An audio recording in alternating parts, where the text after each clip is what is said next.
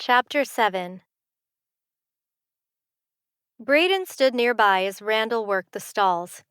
He stopped for a moment and leaned against the pitchfork, swiping the back of his arm across his forehead. Randall gripped his pitchfork. "I'm just letting you know. She's a guest, but the stable is a place for her to think. I hate to tell her to leave. She came here to relax and clear her head. Who knew librarians worked so hard, eh?" Braden made a non-committal noise in his throat with a slight shrug. Randall needed an answer.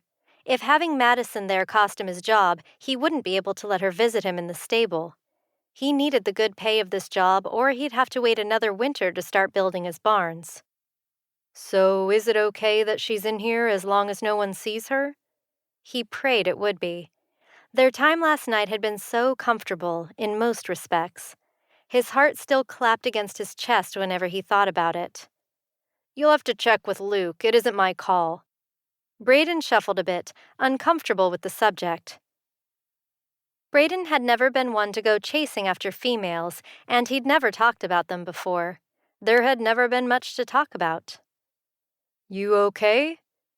Randall couldn't call all that many people friend, being from out of state, but Braden was one of the few and something was weighing on him. "Yeah, I've just been talking with Luke about some things. Distracted is all." Braden turned and took his time as he made his way out the other side of the barn.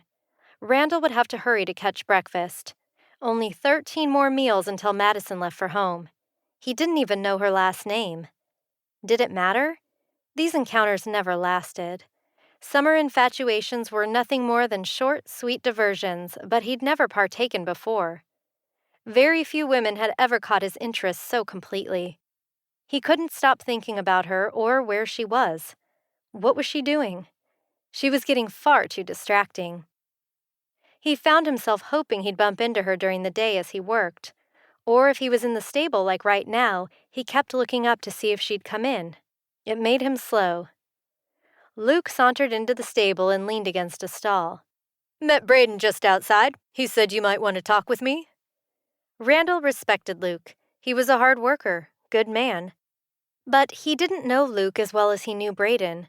And Luke was his boss, the one who delivered the message about messing around with the ladies. "I've found one of the guests in the stable twice. She stays out of the way and uses the quiet to think." Randall started, hoping to avoid any deeper questions about why he might want her in the stable. "And what if a kid sees her and ducks in after, and no one else does until it's too late? There are a lot of places she can go that aren't here." He'd already considered that, but he didn't want to lock her out. "Would it be any different with us? If a kid's going to sneak in, they could do it. It isn't like the door is locked, and it isn't like they follow orders." Luke's lip flattened. "The difference is that we have our eyes open. Some random guest might not know to watch for kids. You do without even thinking about it because that's what we pay you to do. You can invite your friends into the stable on weeks when there are no kids here." By the time the kids were gone, Madison would be too, and then he'd be more than happy to bar people from the stable. He nodded and set back to work. Just maybe she wouldn't want to come in at all. At least, if he told her she absolutely couldn't come anymore, he might get some work done. They hadn't stayed out near as late as he thought they would the night before. Her interest in him was probably waning. He shoved the pitchfork back into the mess, his thoughts as dark as the work. Danica handed Madison her robe and a cup of coffee. Madison groaned. She hadn't slept at all for the second night in a row, her mind too full of thoughts involving Randall's idea of pressing in on her, which was much better than New York could provide any day. Then his bold statement of his faith had left her cold. She accepted the cup from Danica and noticed right away that she'd added cream. "How did you know how I take my coffee?" She couldn't claim that she could do the same for Danica. Danica chuckled as she pulled over a chair and glanced at the snoring lumps behind her. She whispered, "I noticed yesterday when we went for breakfast. Now tell me about last night. You didn't go on the hayride. You didn't go to the bar, so—" It would have been interesting to hear what Maisie and Annabelle thought of her desertion. She would have been miserable with them at the bar, but they wouldn't know that. They would take it personally. What did they say? Danica rolled her eyes. No stalling. We'll talk about that later when they aren't 6 feet away and in booze-induced comas. Now, let's talk tall, dark, and cowboy. Heat rushed to her cheeks and she sipped the coffee, hoping Danica would think it was the steam.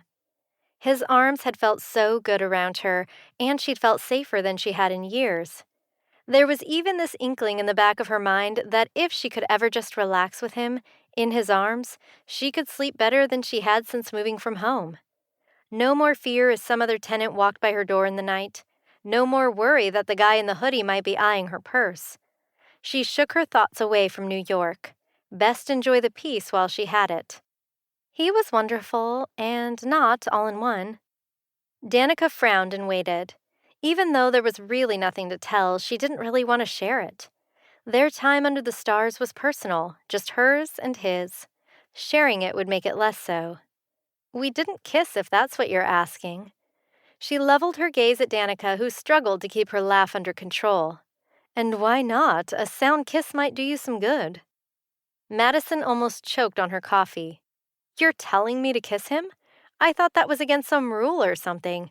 No PDA, that's what they always said in youth group back in the day. Danica's sigh and eye roll were epic, perfectly executed. Madison, you aren't in high school anymore. Public displays of affection are okay as long as you aren't swapping spit in the middle of the parking lot in front of the kids. I'm not telling you to go out and kiss every guy, but if one is going to single you out, be sweet to you, maybe you should test the waters a bit, see where they run. The advice warmed her insides more than the coffee. Kissing Randall was high on her list of things to do that week, but would that just lead him on? If she had no intention of letting him get closer, it would be. When she went back to New York, there would be no them, only her. Again. He's a Christian, he let it slip last night. She tried to school her features and sound nonchalant, but Danica saw right through her and laughed as she again glanced over her shoulder. The two roommates were sleeping so hard they didn't twitch. We don't usually try to hold that information back. To us, it isn't a bad thing. I get that, but what if he's looking for make me a sandwich woman wife material? And what if he's looking for a partner for a lifetime? What if he wants to make you the occasional sandwich?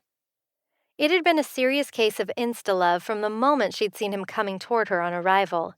He was everything the McCartney men were and more. But he's in Wyoming and in a few months Kansas. I might not be too up on my geography, but that's over 1,000 miles from New York City. Danica stood and held out her hand for Madison's empty cup. Last I checked, people can move. Move from New York? Away from the publishers and her agent? Away from the noise and the cold and the thick air? Closer to home? Closer to him. What was she thinking? She'd known of him for a day and a half and was already making plans to move a half a continent just to be near him in his strong arms. She was either a colossal romantic or too starved for male attention. Relationships didn't happen to Madison McCartney. There's going to be a cattle drive reenactment or something later. Better get your work in for the day early so you can go out there and cheer him on. I'd bet he'll be looking for you. Danica ran both cups under the tap and put them in the sink. I'm going to go find a quiet place to do the same. To get her words or cheer on Randall? Madison doubted Danica would even go. In fact, she suspected her words had nothing to do with a roundup.